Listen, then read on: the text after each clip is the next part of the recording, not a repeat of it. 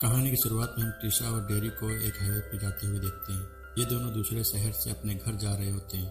रास्ते में ये दोनों टाइम पास करने के लिए एक गेम खेलते हैं। दूर से गाड़ी का नंबर देखकर उसका मतलब पहचानना होता है और पहेली समझाना है।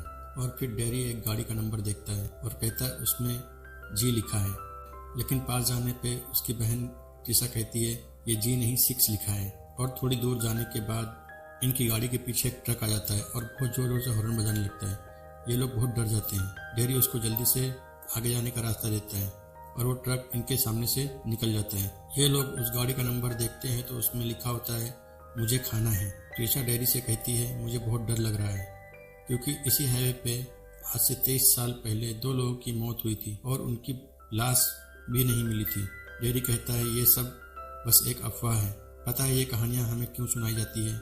क्योंकि हम जैसे लोग शराब पीकर ड्राइव न करें। और उसके बाद अब ये कुछ दूर आगे जाते हैं तो इनको रास्ते पे एक चर्च के पास वही ट्रक खड़ा मिलता है और उसका ड्राइवर ट्रक से कुछ निकाल कर फेंक रहा होता है एक पाइप के अंदर। ट्रक का ड्राइवर भी इनको देख लेता है और ट्रक लेकर इनका पीछा करने लगता है। ट्रिशा जल्दी से अपना फ़ोन निकालती है पुलिस को कॉल करने के लिए, लेकिन फ़ोन की बैटरी डेड हो चुकी होती है और वो ट्रक बहुत तेज़ी से आकर इनके कार में टक्कर मार देती है। इनकी कार रोड से नीचे उतर जाती है और ये देखते हैं वो ट्रक वाला यहाँ से चला जाता है। डेरी कहता है वो चला गया है, चलो हम वहाँ जाकर देखते हैं वो पाइप के अंदर क्या फेंक रहा था। ट्रिशा मना करती है, लेकिन डेरी कहता है वो चला गया है, बस हम देखकर वहाँ से चले आएंगे और सब कुछ पुलिस को बता देंगे। ट्रिशा मान जाती है और ये दोनों उस चर्च के पास जाते हैं और पाइप में झाँक कर देख रहे होते हैं। तभी इनको अंदर से किसी की आवाज़ आती है। डेरी कहता है नीचे कोई है, लेकिन उनको पाइप के अंदर कुछ नज़र नहीं आ रहा होता। डेरी पाइप में घुसकर ट्रिशा को पैर पकड़ने को कहता है। ट्रिशा डेरी को यहाँ से चलने के लिए कहती है, लेकिन डेरी नहीं मानता और पाइप में घुसकर आवाज़ देने लगता है कोई है अंदर। तभी अंदर से कुछ चूहे डेरी के पास आ जाते हैं। डेरी चूहों को देखकर चिल्लाने लगता है और छटपटाने लगता है। छटपटाने की वजह से डेरी का पैर ट्रिशा के हाथ से छूट जाता है और डेरी पाइप के अंदर नीचे बेसमेंट में गिर जाता है। डेरी थोड़ी देर के बाद जब उठकर देखता है वहाँ पर उसके सामने एक कपड़े में लाश पड़ी होती है। डेरी डरते हुए उसके पास जाता है, तभी कपड़े से एक हाथ निकलकर डेरी को पकड़ लेता है। डेरी डर के पीछे भागता है और देखता है ये तो लाश नहीं है, कोई जिंदा इंसान है। जल्दी से उसके फेस से कपड़ा हटाता है। वह आदमी डेरी से कुछ कहने की कोशिश करता है और अपने पेट की तरफ इशारा करता है, लेकिन तभी उसकी मौत हो जाती है। डेरी ट्रिशा से कहता है तुम रोड पे जाओ और किसी की मदद लेकर आना और किसी के पास फोन मिले तो पुलिस को कॉल कर देना। तब तक मैं यहाँ से बाहर निकलने का रास्ता ढूंढता हूँ। अब डेरी अंदर बेसमेंट में यहाँ से बाहर निकलने के लिए रास्ता ढूंढ रहा होता है। तभी डेरी के जूते का लेस खुल जाता है। डेरी अपने जूते का लेस बांधने के लिए नीचे झुकता है। तभी डेरी के जूते पे ऊपर से पानी का एक बूंद गिरता है। डेरी टॉर्च को ऊपर की तरफ कर देखता है। पूरी छत पे लाशें चिपकी होती है। ये लाशें इतनी होती हैं इनको गिनना भी बहुत मुश्किल है। सारे लोगों को एक लड़की और एक लड़के के साथ सिल कर चिपकाया हुआ होता है। डेरी समझ जाता है हमने जो कहानियां सुनी थी वो अफवाह नहीं थी, वो सब सच थी। दूसरी तरफ ट्रिशा रोड पे मदद के लिए खड़ी होती है। तभी वो एक ट्रक को आते हुए देखती है और बहुत डर जाती है और अपने कार में बैठकर जल्दी से उसको स्टार्ट करने लगती है।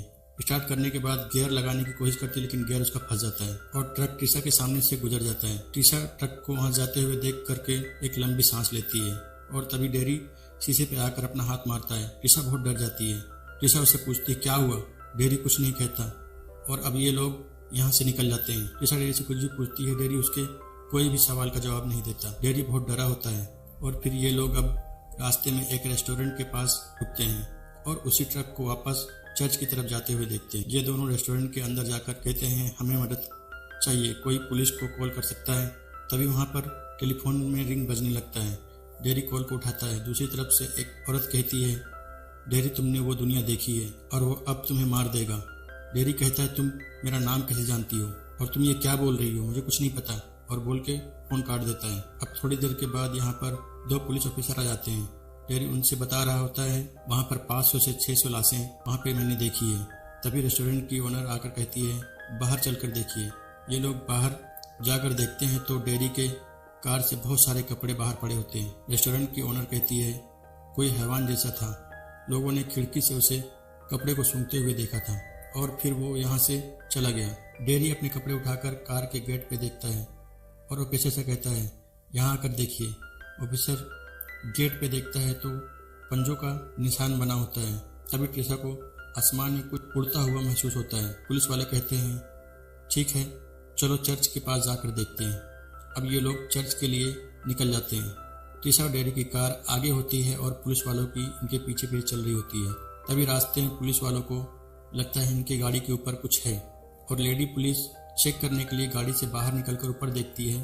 तभी उसको वो हैवान ऊपर खींचकर मार देता है और गाड़ी का छत फाड़ के दूसरे पुलिस ऑफिसर को भी मार देता है और डेरी के सामने कुछ आकर गिरता है। डेरी जल्दी से ब्रेक लगाता है और ये लोग कार से उतर कर देखते हैं नीचे उसी पुलिस ऑफिसर का सर पड़ा होता है। ये लोग जल्दी से कार में बैठ जाते हैं और देखते हैं पुलिस की गाड़ी से वही हैवान निकलता है और सर को उठाकर उसकी जबान खाने लगता है। ये लोग जल्दी से कार को स्टार्ट करके यहाँ से भाग जाते हैं और रास्ते में इन लोगों को एक घर नजर आता है। ये लोग पुलिस को फोन करने के लिए उस घर के बाहर जाते हैं। घर के अंदर से एक बूढ़ी औरत निकल कर आती है और कहती है तुम लोग इतनी रात को यहाँ क्या करने आए हो। ट्रिशा कहती है किसी का खून हो गया है तो हमें बस एक कॉल करना है, पुलिस को यहाँ बुलाना है। बूढ़ी औरत कहती है ठीक है, लेकिन मेरी बिल्लियों को परेशान मत करना, मैं अपनी बिल्ली से बहुत मोहब्बत करती हूँ। और तभी अचानक से इस घर की बिजली चली जाती है। बूढ़ी औरत कहती है क्या तुम्हारे साथ और भी कोई आया है। ये कहते हैं नहीं, हमारे साथ और कोई नहीं है। तो बूढ़ी औरत कहती है तो बाहर कौन खड़ा है, और जाकर अपनी बंदूक निकाल कर लेके आती है और कहती है वहाँ जो कोई भी है 10 सेकंड में यहाँ से चले जाओ, नहीं तो मैं तुम्हें गोली मार दूंगी। लेकिन वो यहाँ से नहीं जाता, इसलिए बूढ़ी औरत उस पर गोली चला देती है। लेकिन वो उड़कर इस बूढ़ी औरत के घर में घुस जाता है।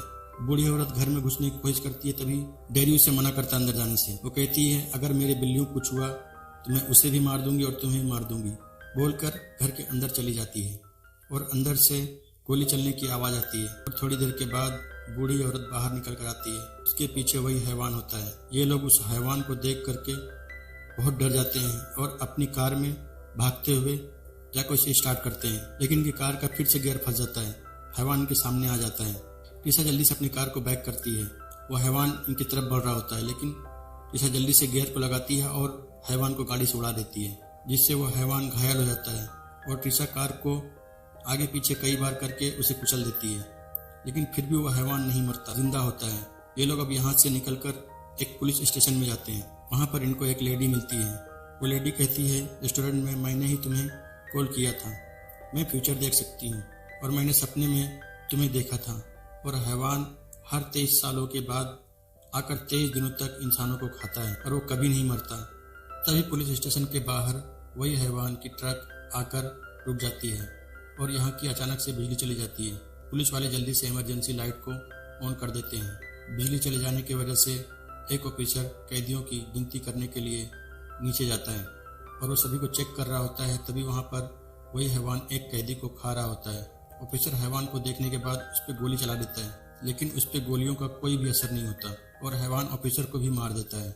एक ऑफिसर गोलियों की आवाज़ सुनकर चेक करने के लिए जाता है, तभी हैवान उसे भी मारकर उसका दिल निकाल कर खा लेता है। सारे पुलिस वाले उस पर फायरिंग करने लगते हैं। दूसरी तरफ वो औरत ट्रिशा और डेरी को अपने साथ लेकर भागती है। तभी वहाँ पर वो हैवान आ जाता है। ट्रिशा और डेरी वहाँ से भाग जाते हैं और वो हैवान उस औरत को पकड़ लेता है और उसे सूंघने लगता है, लेकिन सूंघने के बाद उसे छोड़ देता है। और एक कमरे में ट्रिशा शीशे के सामने खड़ी होती है और शीशे को देख रही होती है। दूसरी तरफ से वो हैवान भी ट्रिशा को देख रहा होता है और शीशा तोड़ के अंदर घुस जाता है और दोनों को पकड़ लेता है।